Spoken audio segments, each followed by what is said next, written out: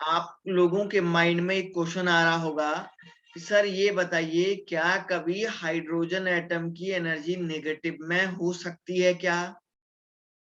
नहीं बच्चों, कभी भी एनर्जी नेगेटिव नहीं होती है। एनर्जी किसने कहा आज तक कभी नेगेटिव होती है क्या? नहीं होती है सर। तो सर मैं वही बात आपको पढ़ाने जा रहा हूं कि बच्चों, तो अगर एनर्जी नेगेटिव में नहीं होती है तो क्या होता है। तो यहाँ पे एक टर्म लिखा हुआ है, why does negative electronic energy, ठीक है ना, why does negative electronic energy, मतलब negative sign for all value of energy for hydrogen atom means, ये कहता है, क्वेश्चन में ये पूछा गया है कि जो नेगेटिव साइन है हाइड्रोजन की एनर्जी का, जो नेगेटिव साइन है ना सर, जो नेगेटिव साइन है ना सर, उसका क्या मीनिंग है। आप लोगों से इस बात को पूछा जा रहा है कि क्या वास्तव में हाइड्रोजन की एनर्जी नेगेटिव होती है क्या? क्या रियलिटी में हाइड्रोजन की एनर्जी नेगेटिव होती है क्या? अगर नहीं होती तो इसका क्या मीनिंग है, आइए बच्चों जानते हैं। देखिए सर क्या बोलते हैं, देखो बच्चों मैं आपको एक चीज बता देता हूं। एक होता है हाइड्रोजन का इलेक्ट्रॉन। देखिए मान के चलिए ये कोई न्यूक्लियस है और ये आपका जो है उसका आउटर मोस्ट ऑर्बिटल है। यहाँ पे ये इलेक्ट्रॉन आपने रखा हुआ है। ये इलेक्ट्रॉन इससे क्या है, बाइंडिंग है, इस न्यूक्लियस से क्या है सर, बाइंड है। ये इलेक्ट्रॉन इस न्यूक्लियस से क्या है गाइस, बाइंड है। और एक और इलेक्ट्रॉन मैं यहाँ पे रख देता हूँ ये, और ये इलेक्ट्रॉन को मैं बोलता हूं ये बाइंड नहीं है, this is the free electron. Sir अगर ये इलेक्ट्रॉन इसके साथ बाइंड नहीं है तो इसको हम लोग बोलते हैं फ्री इलेक्ट्रॉन। समझ रहे हैं क्या? सर अगर ये इलेक्ट्रॉन आपका बाइंड नहीं है तो आप मुझे बताओ, इसको आप लोग फ्री इलेक्ट्रॉन के नाम से जानोगे या नहीं जानोगे? समझ रहे हैं क्या? सर इसको आप लोग बच्चों फ्री इलेक्ट्रॉन के नाम से जानोगे। अब आप बोलेंगे सर ठीक है, इसको हम लोग फ्री इलेक्ट्रॉन के नाम से जानते हैं, तो क्या इसका मीनिंग है सर, के बारे में आओ बच्चों जानने की कोशिश करते हैं। ठीक है ना? देखो यहाँ पे क्या लिखा है, energy of electron in hydrogen atom has a negative sign for all the possible orbit. Orbit, सारे पॉसिबल ऑर्बिट्स के लिए हाइड्रोजन की एनर्जी का नेगेटिव साइन होता है।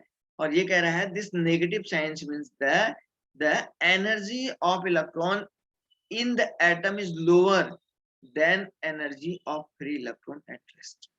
मतलब इस ऑर्बिट में जब इलेक्ट्रॉन होगा इसकी एनर्जी कम होगी, और इसके कंपैरिजन, ये फ्री इलेक्ट्रॉन के कंपैरिजन में जब कोई भी इलेक्ट्रॉन इसके ऑर्बिट में होता है ये नेगेटिव, ये जो है कम होती है। तो सर यहाँ पे जो 13.6 into z square upon n square जो एनर्जी शो कराई गई है ना, ये इस बात को, ये नेगेटिव साइन इस बात को इंडिकेट कर रहा है कि इस ऑर्बिट में हाइड्रोजन एटम के इलेक्ट्रॉन की एनर्जी कम है comparison to the free electron के कंपैरिजन। समझ में आ रही होगी शायद बात सभी को। फ्री इलेक्ट्रॉन के कंपैरिजन में सर ये एनर्जी कम है। A free electron at rest means that is infinitely far away from the nucleus. कहने का मतलब है कि ये जो है, मतलब इसमें जो है, इस एक ऐसा इलेक्ट्रॉन जो वह न्यूक्लियस से काफी ज्यादा दूर होता है, जिस इलेक्ट्रॉन पे जो है न्यूक्लियस का कोई भी इफेक्ट नहीं पड़ पाता है, मतलब न्यूक्लियस से बहुत डिस्टेंस पे होगा और न्यूक्लियस का कोई भी इफेक्ट नहीं पड़ पाएगा, उसको बोलते हैं फ्री इलेक्ट्रॉन। ठीक है ना? जिसका बोलते हैं, जिसका जो है न्यूक्लियस से कोई भी अट्रैक्शन नहीं होता है, has the negligible attraction towards the nucleus. ठीक है ना? Thus it assign that energy value of zero. समझ में आई बात? तो मैंने आपको बताया था बच्चों कि एनर्जी ऑफ इनफाइनाइट स्टेट की हमेशा जीरो होती है। क्यों? क्योंकि सर हम उस इलेक्ट्रॉन की बात करते हैं कि सर उस इलेक्ट्रॉन की बात करते हैं जो उसके जो है ऑर्बिट से, जो इलेक्ट्रॉन के न्यूक्लियस से, जो एटम के न्यूक्लियस से बहुत ज्यादा दूर है, उसका इस इलेक्ट्रॉन पे जो है न्यूक्लियस का कोई भी प्रभाव, कोई भी इफेक्ट नहीं पड़ेगा। कोई भी इफेक्ट नहीं पड़ेगा, क्योंकि सर उसकी डिस्टेंस बहुत ज्यादा दूर है। उस डिस्टेंस के बारे में बच्चों ना मैं बता सकता हूं ना आप बता सकते हैं। हम लोग ओनली एक इमेजिन कर सकते हैं, वो उससे इनफाइनाइट दूरी पे है, इनफाइनाइट डिस्टेंस पे है। सो दैट्स वाई इनफाइनाइट डिस्टेंस का मीनिंग ये हो गया कि वो जो है, जो एनर्जी हो जाएगी वो उसकी क्या हो जाएगी, इनफाइनाइट हो जाएगी। उसकी जो एनर्जी है ना सर, वो इनफाइनाइट हो जाएगी। तभी मैंने आपको बताया था ई of infinite is always always zero हो जाती है। सर क्यों क्यों ऐसा होता है? क्योंकि सर उस एनर्जी स्टेट में हम लोग बोलते हैं वो जो इलेक्ट्रॉन है वो जो है बहुत ज्यादा दूर होता है। समझ रहे हैं ना सर? वो जो इलेक्ट्रॉन होता है ना, वो बहुत ज्यादा डिस्टेंस पे होता है। जब सर बहुत ज्यादा डिस्टेंस पे होता है तो हम लोग ये एनर्जी को जीरो मान के चलते हैं। क्या किसी को कहीं पे कोई दिक्कत आई तो बताओ। ये नीट में पूछा जाता है ऐसी बात, समझ रहे हैं ना? ये थोड़ा सा ये जो थ्योरी मैंने बताई है बच्चों, ये नीट में बेसिकली पूछा जाता है लॉजिक से। तो क्या रियल में कभी हाइड्रोजन की एनर्जी नेगेटिव होती है क्या? नहीं सर, वो तो बस जब इलेक्ट्रॉन ऑर्बिट में होगा ना, वो ऑर्बिट के मतलब मान के चलो ये इलेक्ट्रॉन, मतलब एक इलेक्ट्रॉन इधर है, ये इलेक्ट्रॉन इधर है, ये दो इलेक्ट्रॉन है। तो सर ये वाला जो इलेक्ट्रॉन होगा ना, इधर सुनो, तो ये वाला सर कैसा इलेक्ट्रॉन हो जाएगा? सर ये फ्री इलेक्ट्रॉन होगा।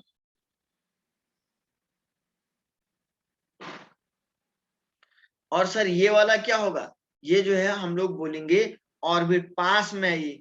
समझ रहे हैं? तो इसकी एनर्जी, तो वो इस बात को बोला इसकी एनर्जी कम होगी कंपैरिजन टू इस इलेक्ट्रॉन के कंपैरिजन में, क्योंकि सर ये इलेक्ट्रॉन फ्री है, इसका न्यूक्लियस से कुछ लेना देना नहीं है। यहाँ पे न्यूक्लियस लिख देता हूं। सर इस इलेक्ट्रॉन का इस न्यूक्लियस से कुछ लेना देना नहीं है, क्योंकि इसका कोई भी इफेक्ट इस पे नहीं पड़ेगा, है ना? तो हम लोग सर इसलिए ऐसा बोलते हैं। ठीक है बच्चों, इसलिए हाइड्रोजन एटम की एनर्जी को नेगेटिव मान के चलते हैं। समझ रहे हैं ना? इसलिए हम लोग ऐसा बोलते हैं। तो देखिए यहाँ पे एक टर्म और लिखा हुआ है, देखिए जरा सर इधर पे देखिए sir, mathematically this correspond to the spectrum of, ठीक है ना? ये बात इस यहाँ पे एक टर्म में दिखा रहा है कि सर ये मैथमेटिकली इस बात को, माइक किसका चल रहा है? सिद्धांत का। सर मैथमेटिकली इस बात को इंडिकेट करता है the orbit n equal to infinite in the energy equation. मतलब n की वैल्यू सर जब इनफाइनाइट होगी तो e ऑफ इनफाइनाइट की वैल्यू क्या हो जाती है? ऑलवेज ऑलवेज जीरो हो जाती है बच्चों, जो बात मैंने आपको पहले भी बताई। As electron get closer to the nucleus and decrease, जैसे जैसे n की वैल्यू कम होगी तो इलेक्ट्रॉन क्या होता है? काफी क्लोज आता रहता है। कहने का मतलब ये है सर, जैसे जैसे आप बोल रहे थे कि यहाँ पे जो है जैसे जैसे n की वैल्यू कम होगी तो मैं कहता हूँ ये 1 है, ये 2 है, ये 3 है, और इस तरीके से डॉट डॉट डॉट डॉट करके ये n क्या हो जाएगा? इनफाइनाइट हो जाएगा। तो जैसे जैसे ये इलेक्ट्रॉन इस स्टेट से क्लोज आता रहेगा ना, तो एनर्जी की वैल्यू क्या हो जाएगी? मतलब n की वैल्यू जैसे जैसे कम होती जाएगी तो ये इलेक्ट्रॉन जो है कम मतलब अंदर आते रहेगा, क्लोज आते रहेगा, और n बिकम्स एब्सोल्यूट वैल्यू। और जो en का मतलब एनर्जी जो हो जाएगी एक फिक्स वैल्यू में आनी शुरू हो जाएगी। तो इसलिए ऐसा बोलते हैं कि एनर्जी अगर more negative value of energy, more negative value of energy,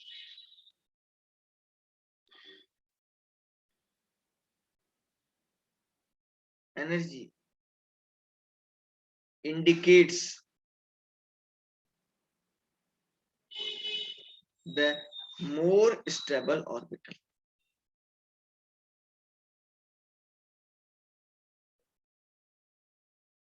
sir जितनी ज्यादा n की वैल्यू, इधर सुनो ध्यान से सर, जितनी ज्यादा n की वैल्यू नेगेटिव होगी ना सर, ऑर्बिटल उतना ही ज्यादा स्टेबल होगा। नोट करके लिख लीजिएगा इसको, ये जरूर नीट के लिए एक की पॉइंट है। नीट के लिए की पॉइंट है कि जितनी ज्यादा सर यहाँ पे ये वैल्यू जो है नेगेटिव होती है एनर्जी की, उतना ज्यादा स्टेबल होता है। तो सर सबसे ज्यादा स्टेबल किस स्टेट में होगा? मोर स्टेबल ऑर्बिट का क्या मतलब हो गया? सर मोर स्टेबल ऑर्बिट का मीनिंग हो गया कि n की वैल्यू जब 1 होगी ना तो सबसे ज्यादा स्टेबल तभी होगा आपका ऑर्बिट, ठीक है ना। और जब n की वैल्यू हमेशा जब क्या होती है, ग्राउंड स्टेट होता है ना, तो ग्राउंड स्टेट में हमेशा हमेशा कोई भी इलेक्ट्रॉन कोई भी ऑर्बिट सबसे ज्यादा स्टेबल होता है, ग्राउंड स्टेट में सबसे ज्यादा स्टेबल होता है। किसी बच्चे को अगर कोई बात कहनी है तो बढ़िया से जो है दिल खोल के बोलिए, मेरे को बताइए।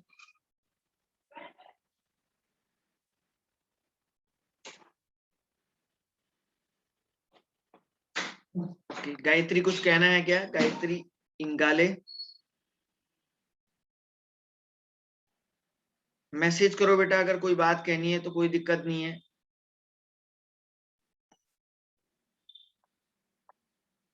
ओके ठीक है गायत्री, कर रहे हैं बेटा, कर रहे हैं। और रिपीट किसको करना है बोलो।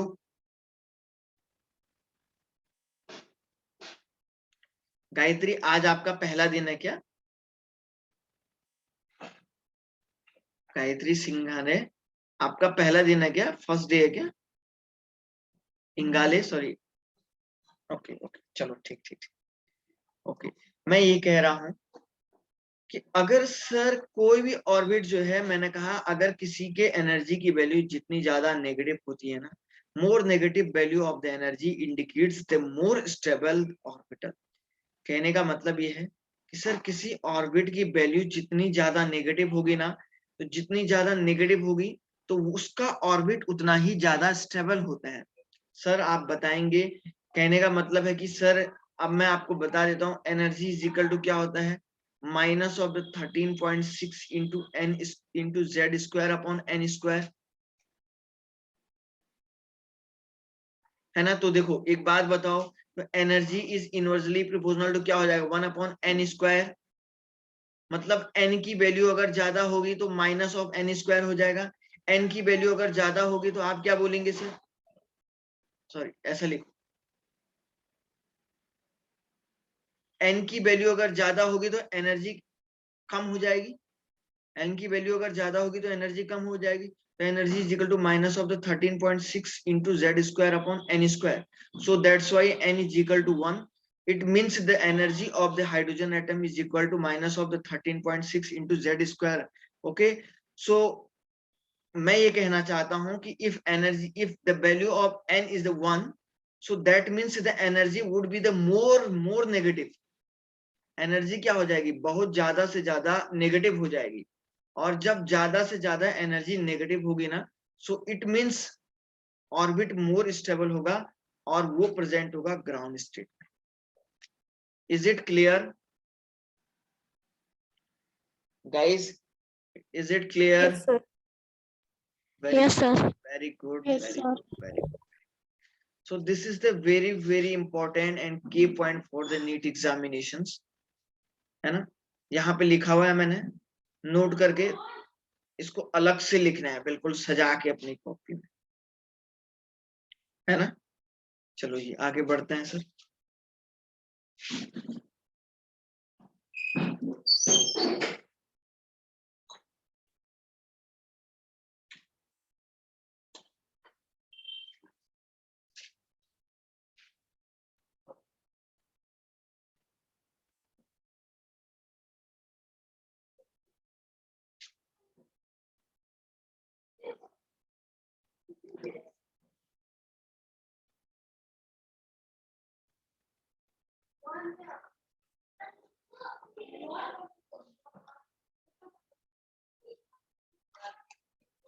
वेलोसिटी ऑफ इलेक्ट्रॉन के लिए यहाँ पे एक नया टर्म है,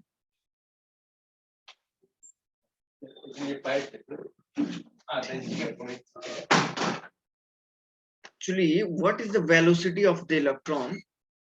वेलोसिटी मीन्स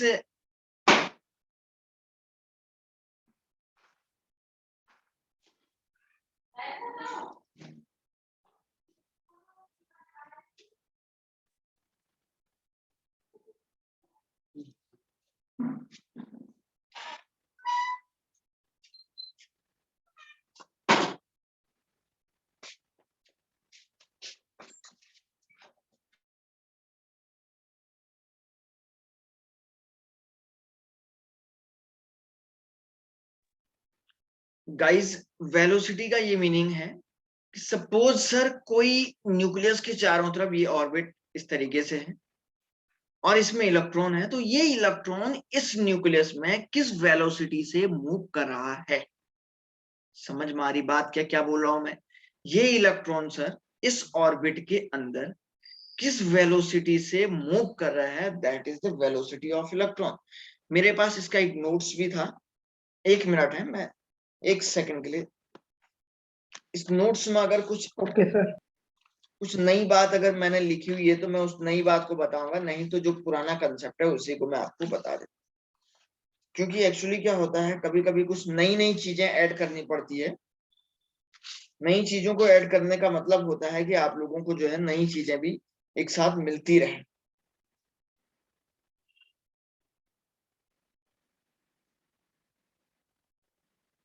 ओके चलो, कोई दिक्कत नहीं है सर।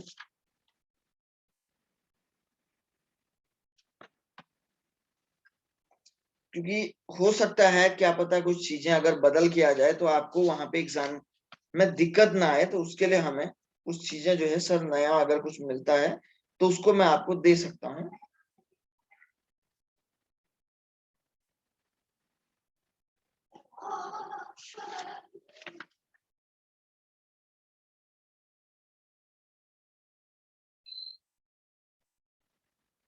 ओके, कुछ स्पेशल तो बच्चों यहाँ पे नहीं दिख रहा है, चलो कोई बात नहीं है।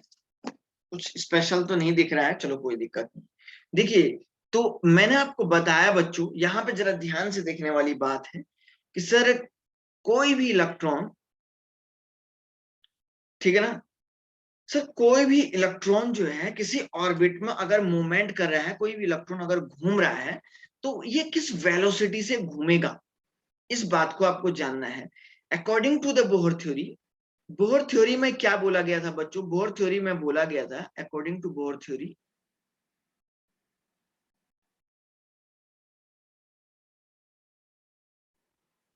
बोहर थ्योरी में ये बात बताई गई थी कि अगर सपोज कोई भी इलेक्ट्रॉन किसी ऑर्बिट में घूम रहा है तो ऑर्बिटल तभी परमिट होगा जिसका एंगुलर मोमेंटम, बच्चों ऑर्बिटल तभी परमिट होगा जिसका एंगुलर मोमेंटम mvr, जिसका angular momentum nh upon 2 pi के इक्विवेलेंट होता है। बोहर ने बोला था कि भाई वही ऑर्बिटल में इलेक्ट्रॉन घूम सकता है सर जिसका angular momentum mvr is equal to nh upon 2 pi के मल्टीपल इंटीग्रल होता है। इतना आपको बताया था और ये बात आप मुझसे भी ज्यादा बढ़िया से जानते हैं। तो सर यहाँ पे क्या हुआ, तो मैं यहाँ पे भी निकाल देता हूं, तो भी इज इक्वल टू हो जाएगा बच्चों nh upon 2 pi into m into r, इस तरीके से इसको भी निकाल सकते हैं। सो ये जो v हो जाएगा सर, ये v जो हो जाएगा इसको आप ve से भी इंडिकेट कर सकते हैं, v is equal to be, इसका ये मीनिंग हो जाता है वेलोसिटी ऑफ इलेक्ट्रॉन। उम्मीद करता हूं कि सारे बच्चों को बहुत बढ़िया से समझ में आ गया होगा। कोई अगर किसी को कोई दिक्कत आ रही है तो मुझे आप बता सकते हैं कि सर आप इसको दोबारा समझाइए। आ रहा बेटा सबको समझ में? Yes sir. है ना। अच्छा, दूसरा एक और पॉइंट देखो, दूसरा एक और पॉइंट देखो सर। अब आप बोलेंगे कि ये तो वेलोसिटी हो गया, तो सर इस वेलोसिटी से ये इलेक्ट्रॉन 1 सेकंड में इस ऑर्बिटल के कितने चक्कर लगाएगा। समझ रहे हैं ना मैं क्या बोलना चाहता हूं। सर ये तो ठीक है वेलोसिटी है, लेकिन आप ये बताइए कि 1 सेकंड में, ध्यान से सुनो, कान खोल के सुनो बच्चों, ये सब बहुत बहुत इंपॉर्टेंट बता रहा हूं कि 1 सेकंड में कि ये जो आपका है ना ये इलेक्ट्रॉन इस ऑर्बिटल के कितने चक्कर लगाएगा, ये आपको जानना है। तो उसको बोलते हैं बच्चों, वो जो 1 सेकंड में कितने चक्कर लगाता है कोई भी इलेक्ट्रॉन, उसको बोलते हैं नंबर ऑफ रिवॉल्यूशंस। उसको क्या बोलते हैं sir? Number of revolutions.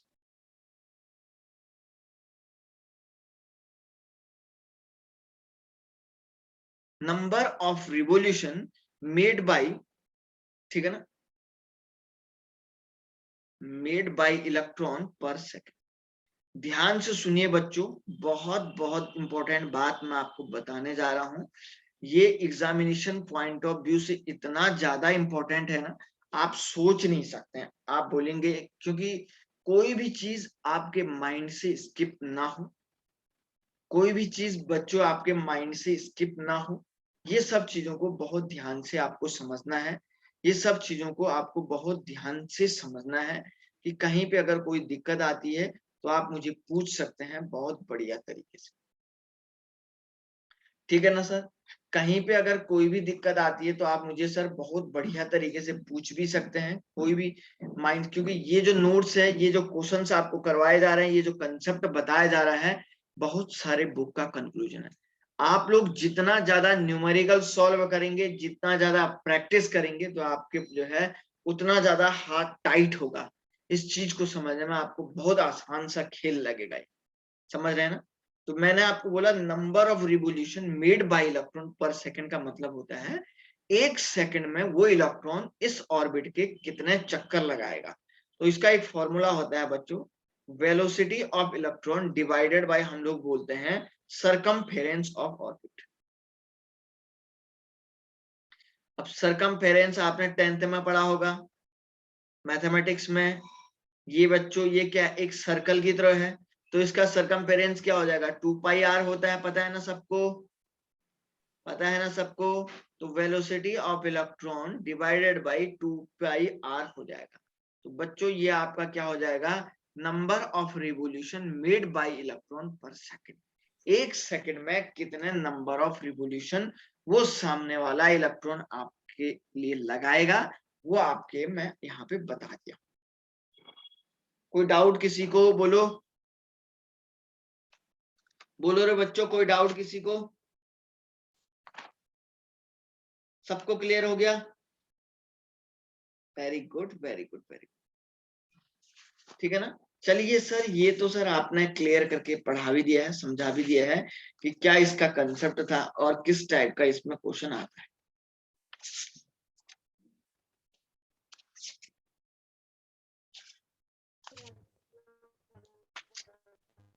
Okay, चलो चलो जी नेक्स्ट। सर नेक्स्ट आगे बढ़ते हैं। कोई दिक्कत किसी को? रिपीट कुछ तो नहीं करना है ना? बोलो। अब मैं आप लोगों को एक बहुत बहुत इंपॉर्टेंट बात पढ़ाने जा रहा हूँ। इसके बाद अब मैं आपको एक बहुत इंपॉर्टेंट चीज पढ़ाने जा रहा हूँ, जो कि आप लोगों के एग्जामिनेशन पॉइंट ऑफ व्यू से बहुत इंपॉर्टेंट है।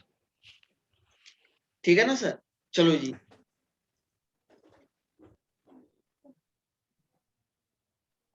सलोनी माइक चल रहा है आपका, कहाँ सोई हो आप?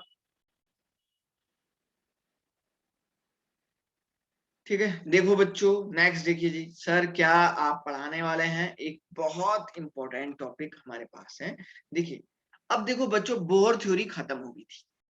बोहर ने क्या बोला कि एनर्जी, अभी तक आपने क्या क्या पढ़ा, बोहर थ्योरी से आपको क्या क्या सक्सेस मिली, पहले तो ये बताओ। सर बोहर थ्योरी में पहली बात तो हमें इस बात का पता लगा, ये हम रेडियस कैसे निकालते हैं, हम लोग एनर्जी कैसे निकालते हैं, हम लोग सर वेलोसिटी कैसे निकालते हैं, हम लोग इस बात का कैसे, इस बात को एक्सप्लेनेशन करते हैं कि एक सेकंड में सामने वाला कंपाउंड, सामने वाला इलेक्ट्रॉन कितने चक्कर लगाएगा। ये सब की सब बातें किसने बताई? बोहर थ्योरी ने बताई। लेकिन सर बोहर थ्योरी क्या हुआ, कुछ समय तक ही काम कर पाई, और बोहर थ्योरी सारे समय के लिए काम नहीं कर पाई। कुछ चीजें ऐसी रही सर बोहर थ्योरी में जिनका ये एक्सप्लेनेशन एक प्रॉपर वे में नहीं कर पाया, और जब किसी चीज का एक्सप्लेनेशन प्रॉपर वे में नहीं कर पाया तो बच्चों थ्योरी क्या होगी, फेल होगी। सर ये क्या क्या हुआ ऐसा? तो लिमिटेशन क्या क्या थे इसके? देखिए, सबसे पहली बात, it does not completely compile comply with Heisenberg uncertainty principle. Niels Bohr's atomic model hypothesis considered electron to have both known position and momentum simultaneously, which is unthinkable as indicated by the Heisenberg. इन्होंने क्या बोला? Bohr theory में ये बताया गया कि भाई अगर कोई एक मैटर है, कोई एक ऑब्जेक्ट है, बोहर थ्योरी में इधर देखो, बोहर थ्योरी में ये बताया गया कि भाई कोई एक ऑब्जेक्ट है, तो अगर आप उसको, अगर उस पर लाइट की रेडिएशन को रिफ्लेक्ट करवाते हैं तो इसकी पोजीशन में क्या चेंज आ रहा है? और इसमें कितना मोमेंटम हुआ, इस बात को जो है, ये चीजें इन्होंने कहा, मूवमेंट कितना आया, इस बात को जो है इन्होंने क्या बोला, दोनों चीजों को हम पता कर सकते हैं। बोर थ्योरी ने क्या बोला, अगर आप किसी ऑब्जेक्ट पे लाइट टकरा रहे हैं तो वो कितना रोटेट किया और कितना उसमें मोमेंटम आया, कितना उसकी पोजीशन में चेंज आया, ये दोनों चीजों को बता सकते हैं। लेकिन हाइजेनबर्ग ने ऐसा बोला कि ये तो भाई एक अनथिंकेबल बात है, हाइजेनबर्ग इस बात से एग्री नहीं हुआ, तो इसलिए ये थ्योरी यहाँ पे फेल हुई। समझ में आ रही बात? पहली बात तो ये जो है, ये थ्योरी यहाँ पे फेल होगी। दूसरा पॉइंट सुनो, bore atomic model did not make correct prediction of large size atom and provided sufficient information only for a smaller atom. इन्होंने बड़े एटम के लिए कोई भी बात नहीं बताई। इन्होंने किसके लिए बताया सर? ओनली, इन्होंने बच्चों बड़े एटम के लिए कोई भी बात नहीं बताई। इन्होंने ओनली हाइड्रोजन एंड, इन्होंने sir only hydrogen and hydrogen like atom के लिए बताया। इन्होंने कोई भी बात किसके लिए बताई? हाइड्रोजन और हाइड्रोजन लाइक एटम के लिए बताई। इन्होंने ओनली जिसमें सिंगल इलेक्ट्रॉन था, सिंगल इलेक्ट्रॉन जिसमें प्रेजेंट था,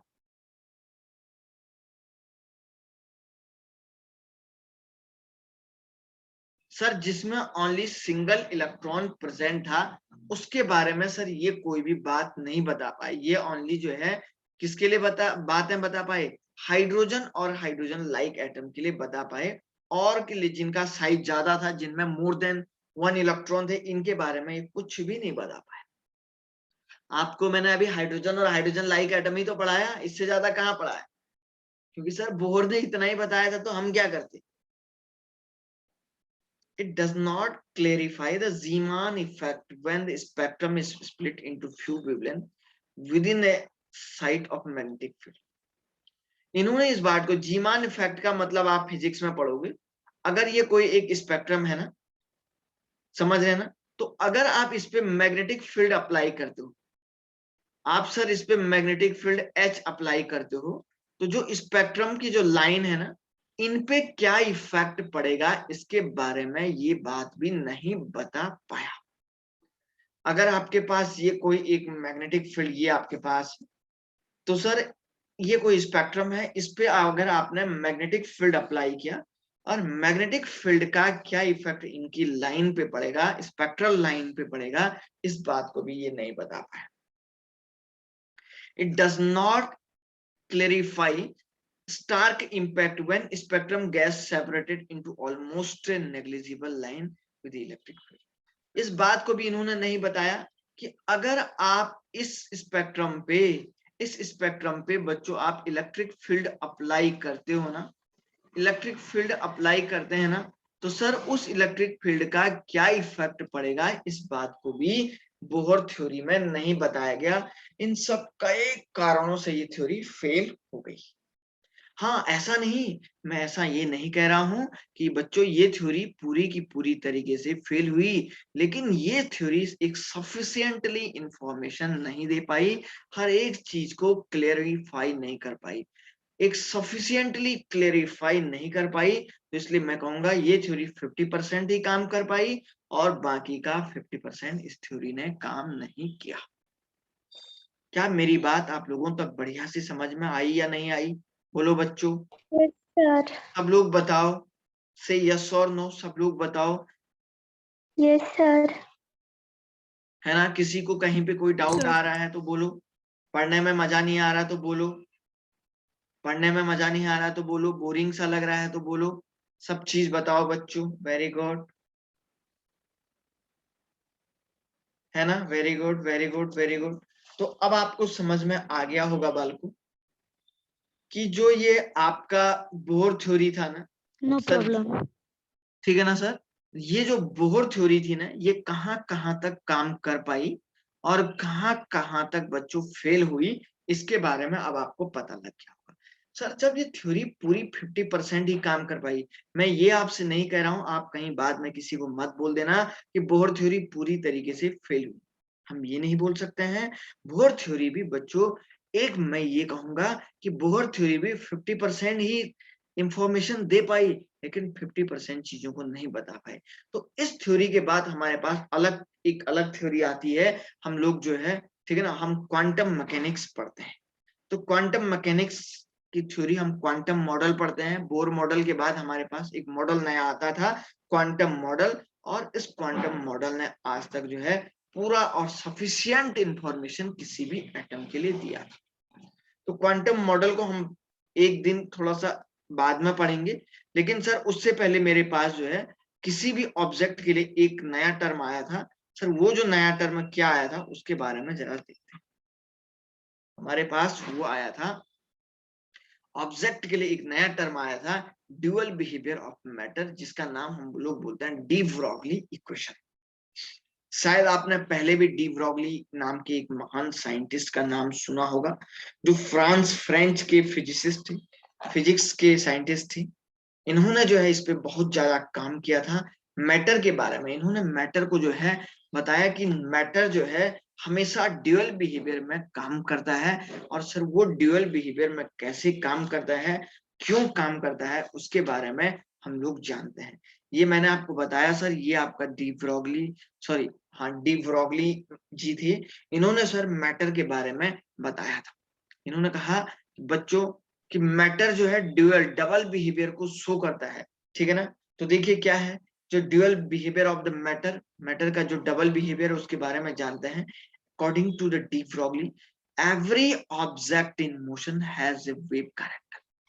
इन्होंने कहा कि पूरी दुनिया में, समझ रहे हैं ना, कोई भी दुनिया में या पूरी दुनिया में, वर्ल्ड में या यूनिवर्स में, अमृता जाधव अपना आप वीडियो बंद करने की कृपा कीजिएगा, कष्ट कीजिएगा, जल्दी करो बेटा वीडियो बंद, ठीक है ना। तो सर यहाँ पे बेसिकली बच्चों आप लोगों से मैं ये बता रहा हूँ, अमृता जाधव वीडियो बंद करो,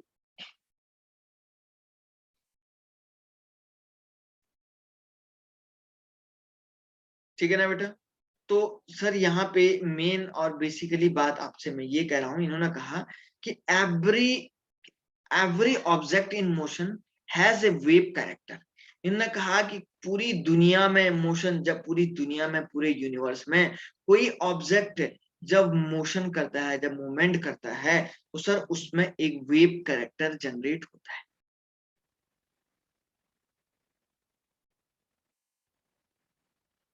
इससे पहले आपने क्या पढ़ा था, इससे पहले इन्होंने क्या बोला था, इससे पहले आपने क्या पढ़ा था, कोई भी ऑब्जेक्ट है, कोई भी लाइट पार्टिकल है, कोई भी पार्टिकल है, लाइट है, वो एज ए फोटोन्स पार्टिकल के फॉर्म में बिहेव करते हैं। ये आपने पहले भी पढ़ा था। आपने क्या पढ़ा था sir, as a photon particle के फॉर्म में बिहेव करती है। ये आपने सर पहले भी पढ़ा था। लेकिन इन्होंने एक बात और बताई कि इन्होंने ये बताया कोई भी ऑब्जेक्ट है, कोई भी ऑब्जेक्ट जब भी मोशन करता है ना, तो उसके अंदर, तो उसमें सर एक वेव कैरेक्टर होता है। और सर वो जो वेव कैरेक्टर है, उस वेव पे जो है एक अपना क्या होता है, वेवलेंथ एसोसिएटेड होता है। सर उस पे एक क्या होता है सर, एक वेवलेंथ एसोसिएटेड होता है, और सर उस वेवलेंथ को आप लैम्डा से इंडिकेट करते हैं, ठीक है ना। किसी भी ऑब्जेक्ट पे एक वेवलेंथ, ठीक है ना, एसोसिएटेड होता है। ऑर्डिनरी ऑब्जेक्ट जिसको बोल रहे हैं शॉर्ट, ठीक है ना, उसका बिकॉज ऑफ उसका लार्ज साइज होता है, ठीक है ना। तो मैं उस पर ये कह रहा हूं, हम लोग ये बोल रहे हैं कि उसका एक अपना क्या होता है बच्चों, वेवलेंथ एसोसिएटेड होता है। इस बात को किसने बोला था, डी ब्रॉगली ने बोला था। इस बात को किसने बोला था सर, डी ब्रॉगली ने बोला था। अब आप बोलेंगे ठीक है सर, उन्होंने बोला था तो आगे क्या बोला, अब सुनो। ये देखिए, ये देखिए, ये देखिए, देखिए देखिए देखिए, इधर देखो बच्चों, इधर देखो, इन्होंने ये देखो, ये दिखाया हुआ है। यहाँ पे कोई ऑब्जेक्ट मैं यहाँ पे बना देता हूँ बच्चों, ये कोई एक ऑब्जेक्ट है। इस ऑब्जेक्ट में वेव वेव कैरेक्टर ऐसा होता है, देखिए वेव कैरेक्टर ऐसा होता है। ये जो ऑब्जेक्ट है बच्चों, ये अपनी इस डायरेक्शन में आप देख रहे हैं, यहाँ पे जरा ध्यान से देखने वाली बात आप लोगों के सामने है। ये सर जो ये ऑब्जेक्ट है, ये ऑब्जेक्ट जो है इस तरीके से क्या कर रहा है, मूवमेंट कर रहा है, समझ रहे हैं ना। तो सर ये ऑब्जेक्ट जो है यहाँ पे इस तरीके से मूवमेंट कर रहा है, जैसे ही सर ये मूवमेंट करेगा और इसका एक क्या हो जाएगा, वेव कैरेक्टर होगा। और जब ये मूवमेंट करेगा तो बच्चों इसका एक मोमेंटम भी होगा, नहीं होगा, जिसको मैं P से इंडिकेट कर रहा हूं, दिस इज द मोमेंट। कोई भी ऑब्जेक्ट जब इस तरीके से घूमेगा तो इस पे सर इसका साथ में एक वेव कैरेक्टर तो होगा, एक वेव कैरेक्टर होगा, और वेव कैरेक्टर के साथ साथ सर इसका क्या होगा, एक मोमेंटम होगा, और मोमेंटम होने के साथ साथ आप लोग ये बोलेंगे इस वेव का क्या होगा सर, एक अपना क्या हो जाएगा, वेवलेंथ होगा। यही तो बात डी ब्रोगली ने बोली थी। समझ रहे हैं क्या? एक लुइस डी ब्रोगली ने ये बोला, जब भी कोई भी ऑब्जेक्ट जो है मूवमेंट करता है, मूवमेंट करते टाइम पे जो है उसमें एक वेव कैरेक्टर एसोसिएटेड होता है, और सर जब वो वेव कैरेक्टर एसोसिएटेड होगा तो उस ऑब्जेक्ट का अपना एक मोमेंटम होगा, और जिसको मैं पी से इंडिकेट कर रहा हूं, एक अपना वेवलेंथ होगा। जो वेवलेंथ होगा उसका किसके इक्विवेलेंट होगा, प्लैंक कांस्टेंट अपॉन मोमेंटम के इक्विवेलेंट होगा। और इसका जो मोमेंट जो वेवलेंथ होगा सर, वो जो वेवलेंथ होगा वो प्लैंक कांस्टेंट अपॉन इसके मोमेंटम के इक्विवेलेंट होगा। और ये जो वेवलेंथ हो जाएगा, इसी वेवलेंथ को बच्चों आज भी हम दुनिया भर में जो है डी ब्रोगली वेवलेंथ के नाम से जानते हैं। सर इस वेवलेंथ को बच्चों आज भी हम लोग दुनिया भर में किस नाम से जानते हैं, डी ब्रोगली वेवलेंथ के नाम से जानते हैं। समझ में आई बात क्या? हाँ या ना बोलो, हाँ या ना बोलो, हाँ या Yes, ना sir. बोलो। किसी को कोई दिक्कत है तो बोलो। Okay okay, very good very good very good very good very good, प्यारे बच्चों, शाबाश शाबाश शाबाश। ठीक है ना, कोई टेंशन अगर किसी को नहीं लेना है, समझ में आना चाहिए। अमृता जाधव समझ में आ रहा ना बेटा आपको? अंजलि कांबले बढ़िया से समझ में आ रहा? Anjali,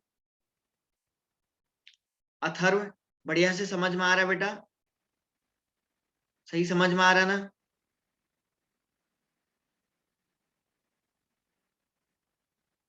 very good very good very good very good.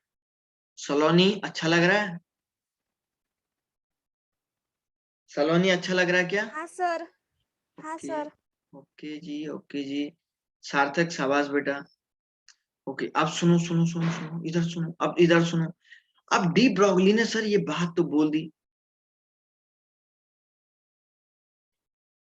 सुनो बच्चों, डी ब्रोगली ने क्या बोला, जब भी कोई भी वेव पार्टिकल जो है, जब भी कोई भी वेव पार्टिकल सर घूमेगा तो सर उसका एक अपना वेवलेंथ होगा लैम्डा, और वो जो वेवलेंथ होगा प्लैंक कांस्टेंट अपॉन मोमेंटम के इक्विवेलेंट होगा। इन्होंने क्या बोला, इन्होंने जो है दो फॉर्मूला को एक साथ लिया। इन्होंने ड्यूअल नेचर में क्या बोला, ड्यूअल नेचर लिया था, ड्यूअल नेचर ऑफ लाइट लिया था। ड्यूअल नेचर ऑफ लाइट का क्या मीनिंग हो गया सर? इन्होंने कहा कि कोई भी लाइट पार्टिकल जो है कैसे काम करता है, दो तरीके से काम करता है। एक तो वो जो है एज ए फोटोन्स, कोई भी पार्टिकल कोई भी मैटर जो है वो एज ए फोटोन पार्टिकल की तरह काम करता है, और एक तो एज ए फोटोन टाइप की तरह काम पार्टिकल की तरह काम करता है। और दूसरा इन्होंने कहा कि दूसरा इन्होंने एक ऑब्जेक्ट के लिए ऐसा बोला कि वो जो है एज ए किस तरीके से काम कर रहा है, वेव की तरह काम कर रहा है। तो हम लोग ये बोलेंगे तो इन्होंने दो थ्योरी अपने पास ली थी। एक तो थ्योरी इन्होंने ली थी फोटो इलेक्ट्रिक इफेक्ट की थ्योरी ली थी, और साथ में दूसरा इन्होंने लिया था मास एनर्जी का रिलेशनशिप लिया था। सर इन्होंने जो है मास एनर्जी का रिलेशनशिप अपने पास लिया था, और जो मास एनर्जी का रिलेशनशिप है ना सर, ये देखो फोटो इलेक्ट्रिक इफेक्ट तो आपको पता है सर किसने लिया था, प्लैंक्स ने दिया था। प्लैंक्स ने दिया था क्वांटम थ्योरी में, पता है ना सबको। सर ये वाली थ्योरी किसने दी थी? सर ये वाली थ्योरी तो सर आपका प्लैंक्स ने दी थी, और ये वाली जो दूसरी थ्योरी है ना सर, ये आपका आइंस्टाइन ने दिया था। सर ये थ्योरी आपको आइंस्टाइन ने दी थी, E इक्वल टू mc² दिया था या नहीं दिया था? ये तो शायद सारी दुनिया जानती है, जो बच्चा साइंस पढ़ता है वो जानता है कि सर आइंस्टाइन ने E इक्वल टू mc² दिया हुआ था, है ना सर। तो दोनों थ्योरी को इन्होंने ली थी। प्लैंक्स की क्या थ्योरी थी, प्लैंक्स की एनर्जी क्या थी, E इक्वल टू h थी, और एनर्जी इसकी क्या थी, E थी। तो सर दोनों एनर्जी को क्या किया इन्होंने जो है एक साथ लिया। तो सर दोनों एनर्जी को सर डी ब्रोगली ने एक साथ लिया कि energy of photo electric effect is equal to energy of mass energy relationship, तो ये क्या हो जाएगा sir, h nu is equal to क्या हो जाएगा, एम सी स्क्वायर हो जाएगा, है ना सर, एम सी स्क्वायर। तो E is equal to nu, देखो E is equal to h into nu is equal to क्या लिख सकता हूँ, सी अपॉन लैम्डा। अरे न्यू इज इक्वल टू क्या लिख सकता हूँ, न्यू इज इक्वल टू आपने पढ़ा होगा सी अपॉन लैम्डा पढ़ा हुआ था पहले से, और इज इक्वल टू क्या हो जाएगा सर, ये एम सी स्क्वायर हो जाएगा। सर इससे इसको कैंसिल करिए, h upon lambda is equal to क्या हो जाएगा, एम इंटू सी हो जाएगा। तो सर ये सी क्या है, सी इज इक्वल टू वी लिख सकता हूँ क्या मैं, वेलोसिटी ऑफ लाइट ऐसे लिख सकता हूँ क्या, सी की जगह पे मैं क्या लिख देता हूँ, भी लिख देता हूँ, that is the velocity of light. समझ रहे हैं क्या, तो एक बात बताओ, तो इसको मैं ऐसे नहीं लिख सकता हूँ, तो h upon lambda is equal to क्या हो जाएगा सर, एम इंटू क्या हो जाएगा, भी हो जाएगा। तो लैम्डा इज इक्वल टू क्या हो जाएगा रे बच्चों, h upon m into v. और ये वाली थ्योरी आप लोगों ने बचपन में या बहुत पहले से पढ़ा हुआ है, पहले भी ये वाली जो है इक्वेशन आपने पढ़ी होगी, lambda is equal to h upon m v, lambda is equal to h upon m v आप लोगों ने पढ़ा होगा। देख लीजिएगा पहले इक्वेशन को, फिर मैं इसको इरेज करूंगा और फिर नई बात आपको बताऊंगा। मैं फिर इसको पहले क्या करूंगा सर, अभी इरेज करूंगा और फिर आपको नई बात बताऊंगा।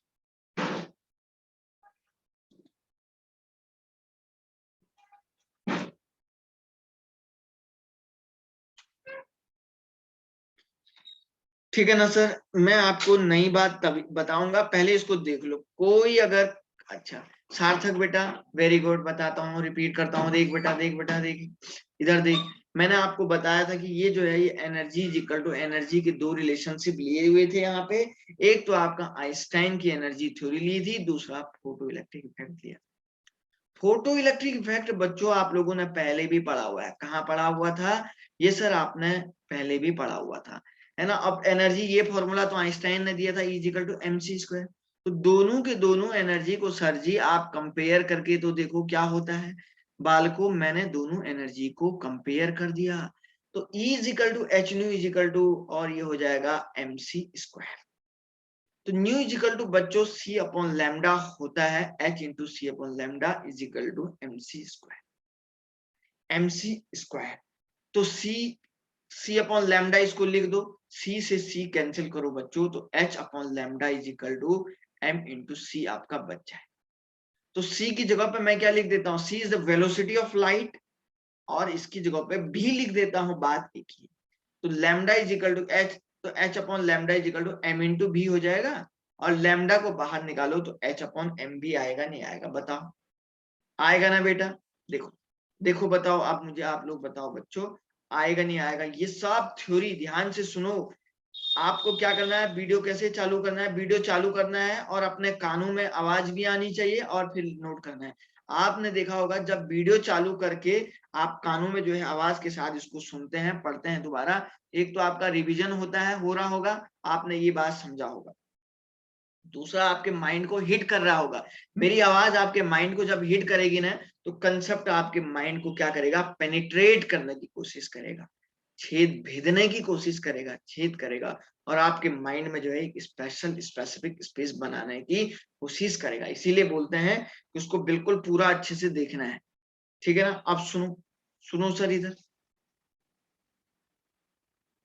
तो sir lambda is equal to h upon m v, आपने ये लैम्डा क्या है सर, ये लैम्डा आपका डी ब्रॉगली वेवलेंथ है। एक बात बताओ बच्चों, हमारे पास एक टर्म होता है मोमेंटम, मोमेंटम पी, तो पी इज इक्वल टू होता है एम इंटू बी, ये दिया हुआ है m into v, momentum is equal to होता है एम इंटू बी, और where m is equal to हो जाएगा sir mass of electron, sir m is equal to mass of electron होगा, और v is equal to sir हो जाएगा velocity of electron. Sir m is equal to आपका mass of electron हो जाएगा, और v is equal to sir आपका क्या हो जाएगा, वेलोसिटी ऑफ इलेक्ट्रॉन हो जाएगा। आप देख लीजिएगा, अगर कोई भी टेंशन अगर आप लोगों को आता है आप पूछ लीजिएगा। तो सर मैं इसकी जगह पे तो lambda is equal to h upon m into v की जगह पे ऐसा नहीं लिख सकता हूँ क्या इसको, h/p। m और v की जगह पे ये टर्म ऐसे लिख सकते। तो आप देख रहे हैं सर, किसी वेव मैटर का, किसी ऑब्जेक्ट का जितना ज्यादा जो है उसका मोमेंटम बढ़ेगा सर, उसका क्या हो जाएगा, उतना वेवलेंथ कम होगा। जितना ज्यादा सर जितना ज्यादा सर उसका वेवलेंथ बढ़ेगा, तो सर मैं ये बोलूंगा उतना ही क्या हो जाएगा, उतना ही बच्चों मैं ये बोलूंगा, जितना ज्यादा उसका मोमेंटम बढ़ेगा उसका ज्यादा हम लोग बोलेंगे क्या हो जाएगा, लैम्डा कम हो जाएगा। बहुत बहुत बहुत सिंपल सी बात है, और यह आप जो है इस तरीके से आप इसको सॉल्व करके देख सकते हैं। कोई भी टेंशन किसी को नहीं लेना है। देखो बच्चों, जरूर नीट में क्वेश्चन आएगा, जरूर नीट में क्वेश्चन आएगा। अभी मैंने डी ब्रोगली वेवलेंथ पढ़ा ही नहीं है, अभी पूरी नहीं हुई है डी ब्रोगली वेवलेंथ बच्चों। अभी तो बड़ा लफड़ा हुआ था, वहां बीच में बड़ी कहानी हुई थी डी ब्रोगली के साथ, भी बड़ा लंबा लफड़ा चल रहा था, समझ रहे हैं ना। यहां तक मैंने आपको समझाया, क्या यहां तक ये बात समझ में आई क्या, बोलो। चलो यस सर। ओके जी, ओके जी, ओके जी, ठीक है ना, ठीक है ना। अब सुनो सर, इधर देखो सर, अब इधर देखो बच्चों, इधर देखो बच्चों। चलो अब मैं कुछ क्वेश्चंस की तरफ बढ़ने की कोशिश करता हूं। कुछ क्वेश्चन आप लोगों को जो है, एक्चुअली अभी तो आप क्वेश्चन शायद नहीं कर पाओगे, देखता हूं मैं एक आध क्वेश्चन, ठीक है ना। पीडीएफ की तरफ चलें क्या बालकों, पीडीएफ की तरफ बढ़े क्या। Yes sir. Very good, wait करो है, क्योंकि अभी क्लास का ज्यादा समय भी नहीं रह गया है, और तो इसलिए सर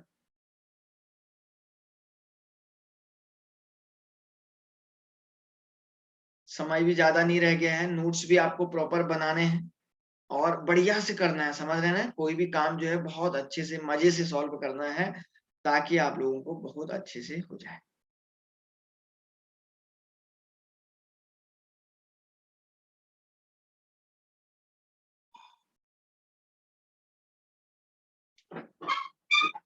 ठीक है ना, कोई दिक्कत आपको नहीं आनी चाहिए सर।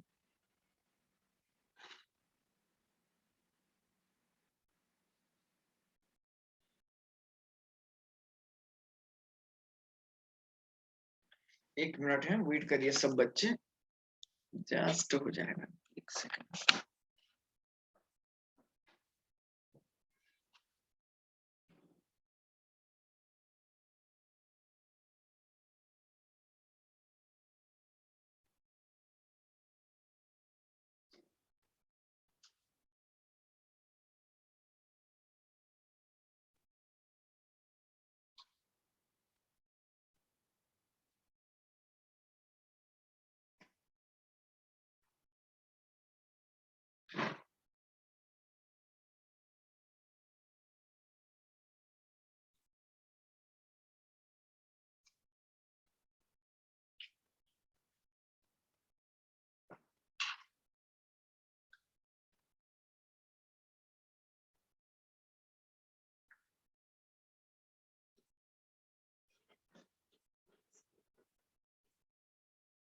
रुकिए एक मिनट, एक मिनट, एक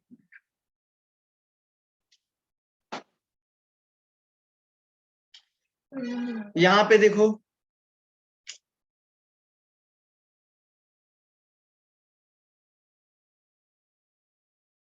ये पेज दिख रहा है क्या सबको। Yes sir. हाँ सर दिख रहा है। ओके जी, ये अभी जो क्वेश्चन है ना, क्वेश्चन अभी इसमें कंसेप्ट बचा हुआ है, आप देख रहा हूँ, एक मिनट।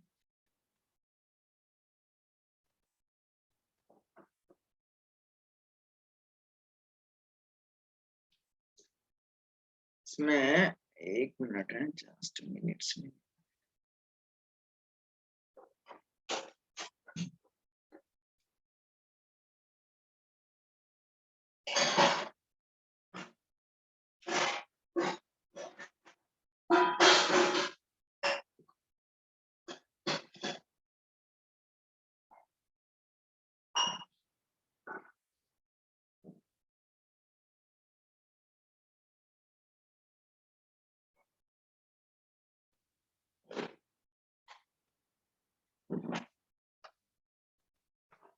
देखिए 1 मिनट है,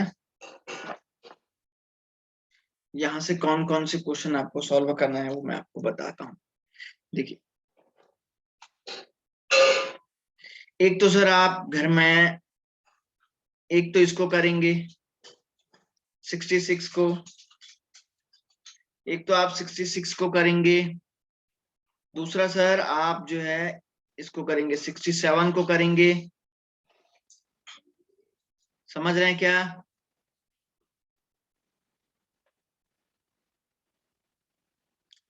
सर एक इसको भी करेंगे, सुन रहे हैं? Yes sir.